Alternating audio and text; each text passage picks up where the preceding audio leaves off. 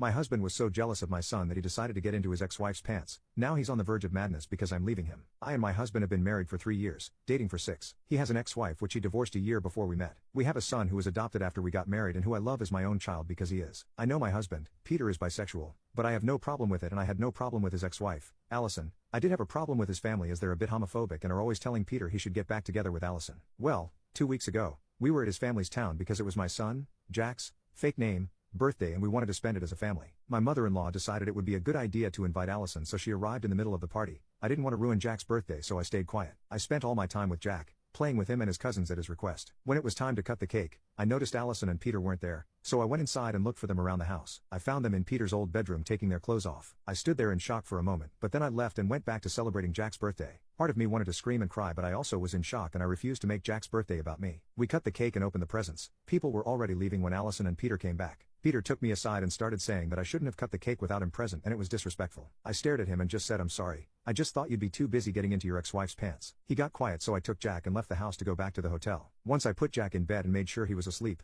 I locked myself in the bathroom and broke down. I called a friend and he tried his best to console me. I only calmed down in the morning when I took Jack for breakfast because I didn't want him to see me like that. I'm now watching him play in the park and I don't want him to suffer. I don't want him to have a broken family, and I don't want him to know that relationships aren't happy ever after. Peter has been calling and texting, apologizing for everything, and I'm tempted to forgive him. I'm tempted to just have my family back, and all my friends are saying that it was just a mistake, that he was vulnerable and Allison is his ex-wife. Update: I took some tests to discard any STIs or STDs. The results are coming back in a few days, and I will take another one in 3 weeks to be sure. My son is having a sleepover with a friend and I decided to speak with my husband. He came by our house. After a few minutes I texted him. He asked about Jack and I told him where he was. Then we sat on the couch and started talking. I started crying after a few minutes and he followed after. I asked some simple questions: when, why, how many times, among others, and this is what I could figure out by all the things he said. It happened for the first time when he visited his parents alone 2 years ago. They invited her, they both got drunk. He was feeling lonely as I had been more attention to Jack since we adopted him, and they slept together. Nothing happened again until our son's birthday party. He said his mother pressured him a bit and he caved in.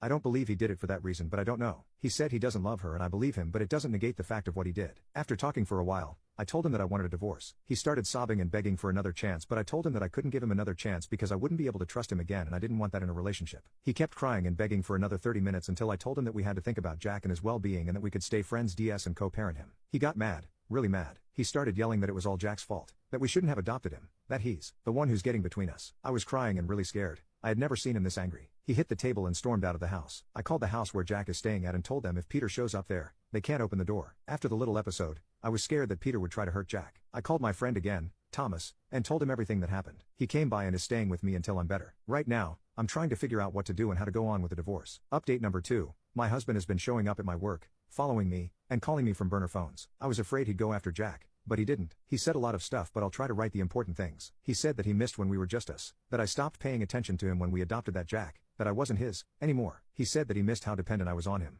I was very insecure when we met, but I started working on my issues when we adopted Jack because I didn't want to be a bad example for him. When we got married, I used to get sick all the time. I was weak and tired, so he would take care of me 24/7. The doctors couldn't tell what was wrong with me and I didn't get better until a bit after we adopted Jack. I guess that dependence is what he missed. Yesterday, he followed me to work and started screaming that I was his and that we made vows to stay together. We had to call security and he waited for me next to my car. I panicked and took a taxi home. He keeps messaging me and showing up to our house. I took a few weeks off work to be with Jack, although he's taking this better than me. I made an appointment with a therapist for him, and when the divorce is finalized, I'll go to one myself.